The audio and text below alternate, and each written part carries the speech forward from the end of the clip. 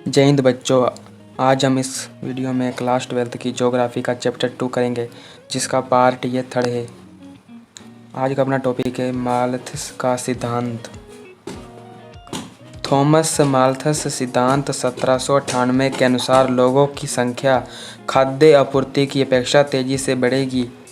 जनसंख्या में वृद्धि के परिणाम अकाल पड़ेगा, बीमारियां आएगी तथा युद्ध द्वारा उसमें अचानक गिरावट के रूप सामने आएंगे, जैसे कि 2019 में हुआ कोविड आ गया। दूसरा टॉपिक है जनसंख्या वृद्धि से उत्पन्न समस्याएं। अगर जनसंख्या वृद्धि हो जाएगी तो इससे क्या हमें समस्या उत्पन्न होएगी। पहला, संसाधनों पर अत्यधिक भार हो जाएगा। जो संसाधन है ना, पर्याप्त संसाधन है, ये कम हो जाएंगे। संसाधनों का तीव्र गति से ह्रास होएगा। जो संसाधन है ना, वे तीव्र गति से घटेंगे। जनसंख्या के भरण पोषण में कठिनाई आएगी। विकास की गति का अवरुद्ध होना, जो विकास की गति भी अवरुद्ध हो जाएगी। अब हम पढ़ते हैं जनसंख्या ह्रास के परिणाम। अगर जनसंख्या घटेगी तो इसके क्या परिणाम रहेंगे। पहला है संसाधनों का पूर्ण उपयोग नहीं हो पाता। दूसरा है समाज की आधारभूत संरचना स्वयं ही अस्थिर हो जाती है। तीसरा है देश का भविष्य चिंता व निराशा में डूब जाता है। अब हम पढ़ते हैं जो कि आपके प्रत्येक एग्जाम में पूछा जाता है, जनांकीय संक्रमण। इसको आप इम्पोर्टेंट लगा लें, 101% ये पूछा जाएगा आपकी 2023 की बोर्ड परीक्षाओं में। यह सिद्धांत ये है कि जनांकीय संक्रमण सिद्धांत किसी क्षेत्र की जनसंख्या के वर्णन, यह किसी भी क्षेत्र की जनसंख्या का वर्णन करता है तथा भविष्य की जनसंख्या के पूर्वानुमान लगाने में मदद करता है, और जो जनसंख्या है ना, उसका पूर्वानुमान लगा लेता है।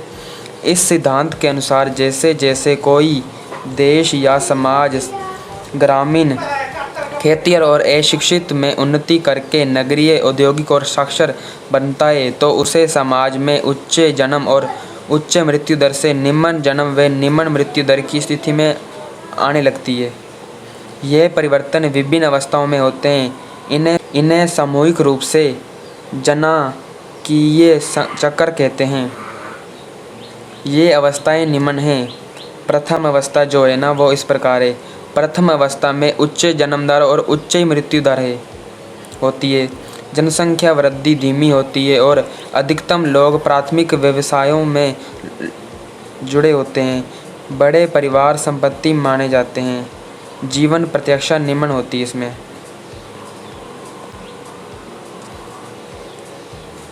दूसरी अवस्था है, इस अवस्था में आरंभ में उच्च जन्म दर बनी रहती है, किंतु समय के साथ घटती जाती है। इस अवस्था में मृत्यु दर घट जाती है। जन्म व मृत्यु दर में अंतर के कारण जनसंख्या तेजी से बढ़ती है, बाद में घटने लगती है। पहले जो जनसंख्या वह बढ़ती है, फिर बाद में घटने लगती है द्वितीय अवस्था में। तीसरी अवस्था है, इस अवस्था में जन्म दर और मृत्यु दर बहुत ही कम हो जाती हैं।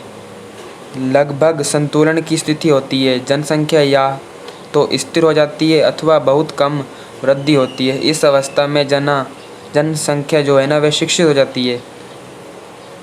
इस अवस्था में जनसंख्या जो होती है ना, वह शिक्षित हो जाती है तथा तकनीकी ज्ञान के द्वारा विचार पूर्वक परिवार के आकार को नियंत्रित किया जाता है। अब हम पढ़ते हैं जो जनांकीय संक्रमण सिद्धांत है ना, इसका क्या उपयोग किया जाता है।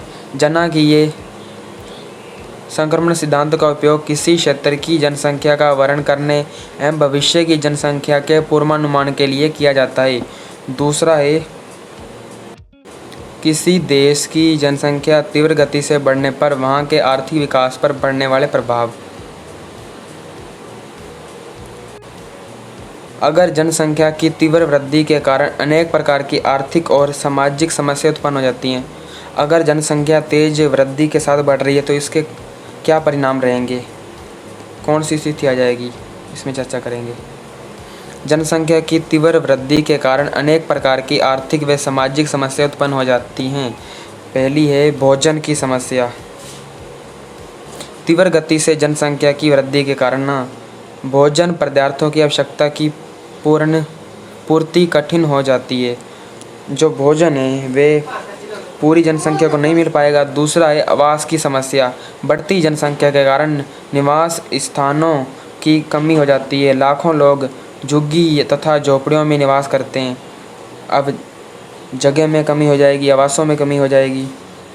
तीसरी है बेरोजगारी। जनसंख्या वृद्धि के कारण बेकारी एवं गंभीर समस्या के रूप में उभर कर सामने आएगी। जो जनसंख्या है वे बेरोजगार रह जाएगी। किसी को शिक्षा नहीं मिल पाएगी तो किसी को शिक्षा मिलने के बावजूद भी उसे नौकरी नहीं मिल पाएगी अगर जनसंख्या बढ़ी तो।